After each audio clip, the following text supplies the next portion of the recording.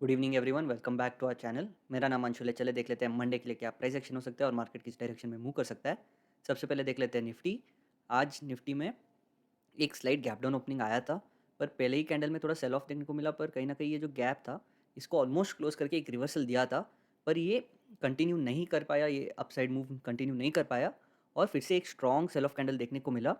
पर ये जो 22,600 650 के पास जो एक सपोर्ट लेवल था, यहाँ पे एक स्ट्रॉन्ग सपोर्ट एक बेस फॉर्म करके ऊपर के डायरेक्शन में मूव किया। पर 22,700 का जो रेजिस्टेंस लेवल है, यहाँ पे एक स्ट्रॉन्ग रेजिस्टेंस लेता हुआ एक इनसाइड कैंडल बना के एक फॉल, तेजी का फॉल नीचे के साइड देखने को मिला और कहीं ना कहीं 22,500 तक आके क्लोजिंग दिया है।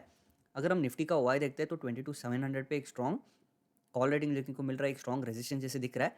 अगर हम इसके नीचे के स्ट्राइक्स पे देखते हैं तो 600 तक भी एक कॉल डोमिनेशन देखने को मिल रहा है और एक 22,500 पे अगर हम पुट ओआई देखते हैं, एक माइनर सपोर्ट जैसे दिख रहा है, एक बहुत ज़्यादा वीक सपोर्ट जैसे दिख रहा है। अगर निफ्टी में एक गैप डाउन ओपनिंग आता है मंडे के दिन, तो इमीडिएटली यहाँ पे कॉल राइटर्स ओवरटेक कर लेंगे, यहाँ पे डोमिनेट कर लेंगे और एक मेजर सपोर्ट डायरेक्टली 22,200 के पास एक स्ट्रॉन्ग पुट रेटिंग के साथ देखने को मिल रहा है। अगर हम चार्ट पे वापस आते हैं तो एक ब्रेकआउट दिया था निफ्टी में, पर इवेंचुअली आज के फॉल के बाद एक बेरिश कैंडल क्लोजिंग देखने को मिल रहा है, एक इन्वर्टेड हैमर जैसा क्लोजिंग देखने को मिल रहा है।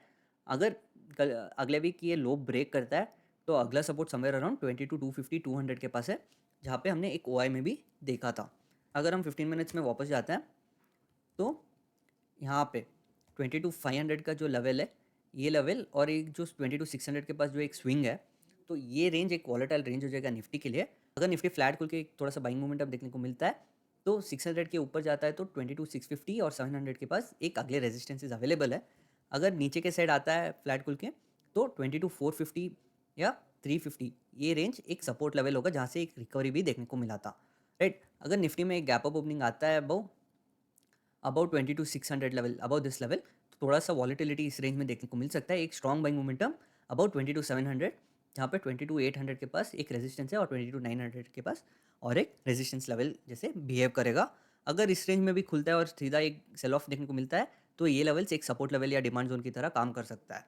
अगर निफ्टी में गैप डाउन ओपनिंग आता है बिलो 22,500, तो ये लेवल के नीचे अगले सपोर्ट लेवल्स 22,450 और 300, एक पैनिक सिनेरियो बिलो 300 ही देखने को मिल सकता है, जहाँ पे अगर यहाँ से एक रिकवरी करना फेल हो जाता है तो एक स्ट्रॉन्ग सेल ऑफ या पैनिक सिनेरियो ट्रिगर होता हुआ देखने को मिल सकता है।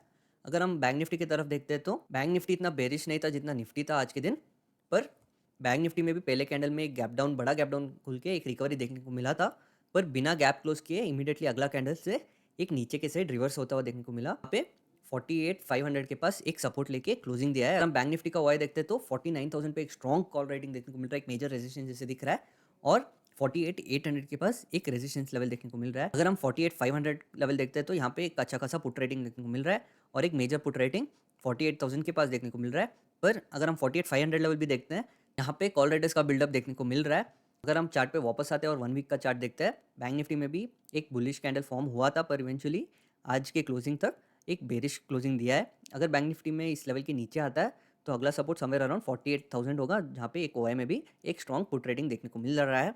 अगर हम बैंक निफ्टी का 15 मिनट चार्ट पे स्किप करते हैं तो ये जो रेंज है 48,500 से लेके 48,700 तक, ये रेंज एक वॉलेटाइल रेंज हो जाएगा और ये जो 48,800 का जो लेवल है जहाँ पे एक स्ट्रॉन्ग कॉल राइटिंग देखने को मिला था, ये लेवल एक रेजिस्टेंस जैसे बिहेव करेगा। अगर फ्लैट खुल के ऊपर की साइड भी जाता है तो फिर से इमीडिएटली 100 पॉइंट्स अबव 48,800 के पास एक अगला रेजिस्टेंस देखने को मिल रहा है और उसके बाद एक मेजर रेजिस्टेंस 49,000 का राउंड लेवल के पास है।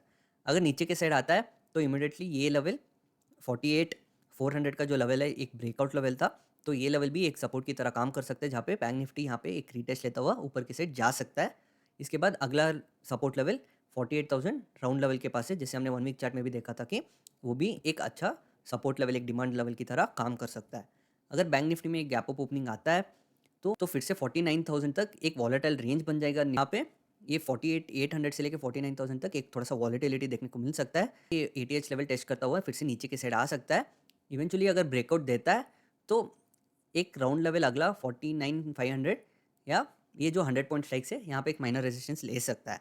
अगर बैंक निफ्टी में गैप डाउन देखने को मिलता है तो इमीडिएटली ये लेवल्स ही एक सपोर्ट की तरह काम कर सकता है। एक मेजर डिमांड जोन 47,800 700 के पास देखने को मिल रहा है, जहाँ से एक शार्प रैली या एक शार्प अपसाइड ट्रेंड देखने को मिला था।